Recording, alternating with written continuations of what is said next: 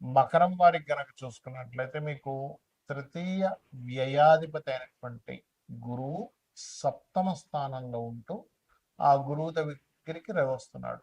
దీనివల్ల ఏంటంటే రెండు విషయాలు, ఒకటి జీవాత్మ సంయోగం ఏర్పడుతుంది, రెండవదేమో గురువు అస్తంగత్వ దోషంలోకి వెళ్తూ దాన్ని మౌఢ్యమే అని కూడా అంటారు గోచారం.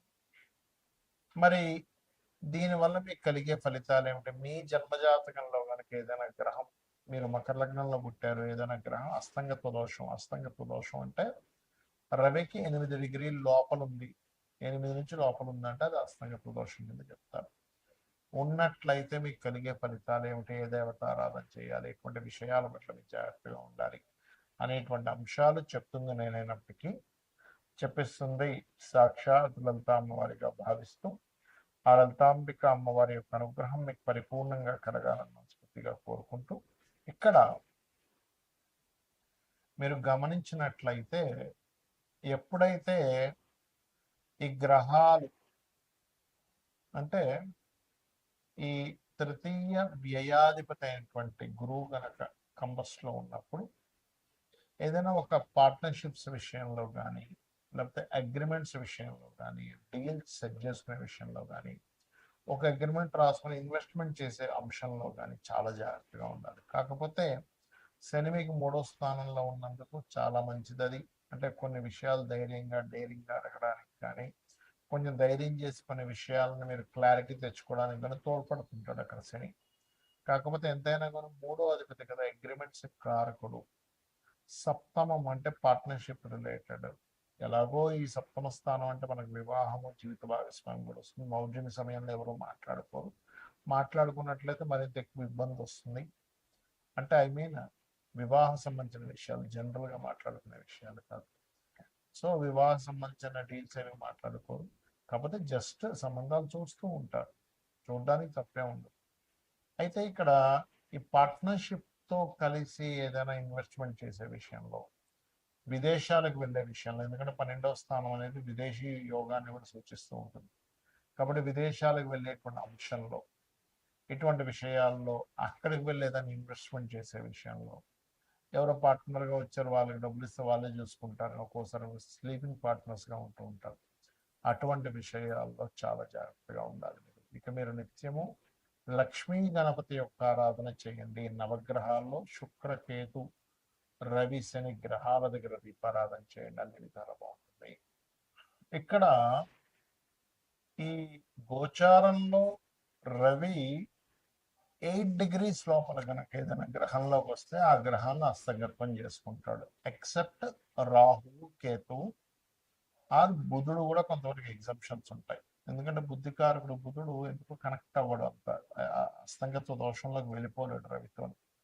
మిగతా గ్రహాలన్నీ కూడా అస్తంగత్వ దోషంలోకి వెళ్తాయి. ఒకవేళ మీ జన్మజాతకంలో గనక ఈ గ్రహస్థితి అస్తంగత్వ దోషంలోకి వెళ్ళినట్లయితే ఒక ఫలితాలు వస్తాయి.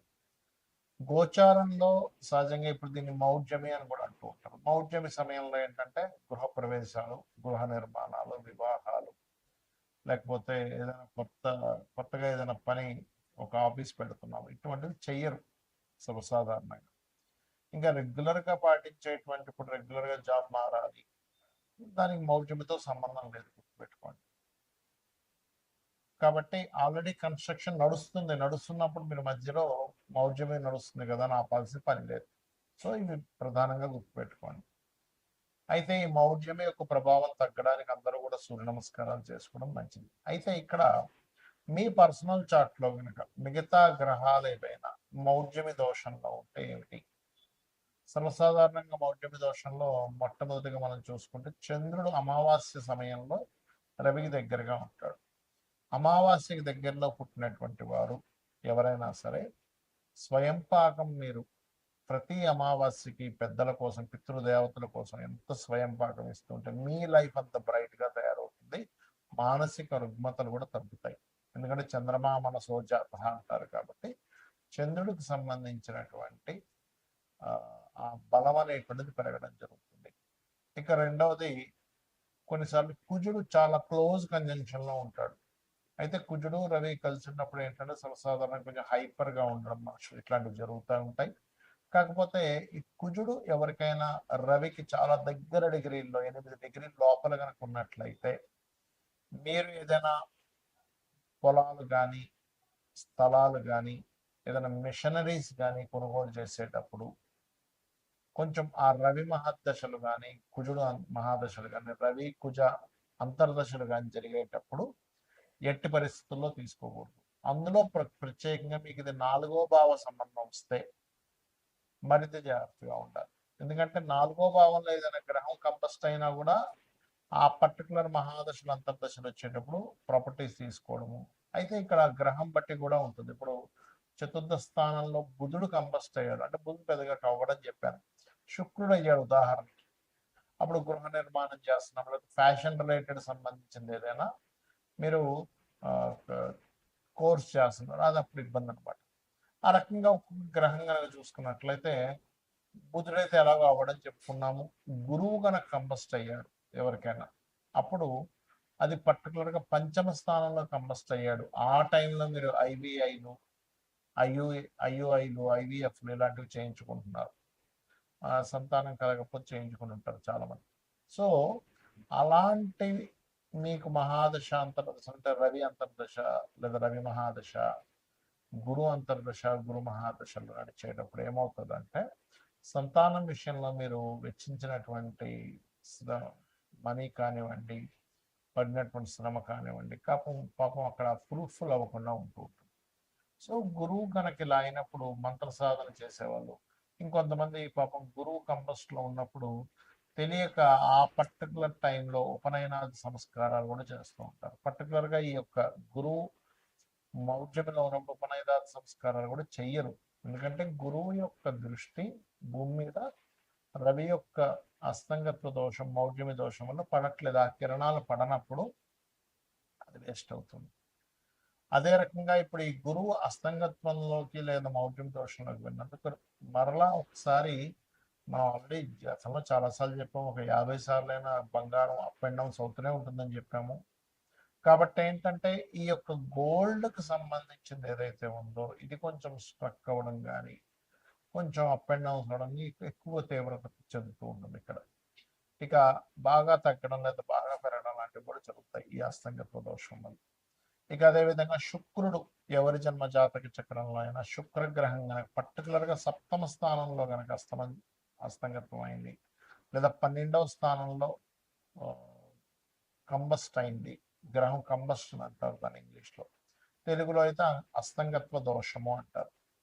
సో ఆ రకంగా ఎవరికైనా శుక్రుడు అయితే పర్టికులర్గా పురుషులకి అయితేనేమో స్పర్మ్ కౌంటింగ్ తగ్గుతూ ఉంటుంది 12లో అయితే కనుక, లేదా సప్తమంలో అయినా వివాహం అవ్వడానికి కష్టం అవ్వడము, స్త్రీలకైతే కొంచెం ఎక్కువ జ్వరం రావడము, మరియు అదేవిధంగా వివాహ సంబంధించిన విషయాలు ఇబ్బంది అవ్వడం, ఏదైనా వాహనం కొనుగోలు చేస్తూ ఉంటే పర్టికులర్గా శుక్రుడు 4లో కంబస్ట్ అయితే కనుక వాహనం కొనుగోలు చేసేటప్పుడు లేదా గృహం కొనుగోలు చేసేటప్పుడు చూసుకొని కొనుగోలు చేయాలి.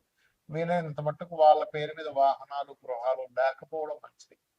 ఉదాహరణకు చతుర్థంలో కేతు ఉన్న, చతుర్థ స్థానం పాడైనా, చతుర్థాధిపతి పాడైనా వాళ్ళ యొక్క జీవితంలో వాళ్ళ పేరు మీద వాహనం కానీ గృహం కానీ తీసుకోకుండా ఉంటే వాళ్ళకి చాలా బాగా కలిసి వస్తుంది.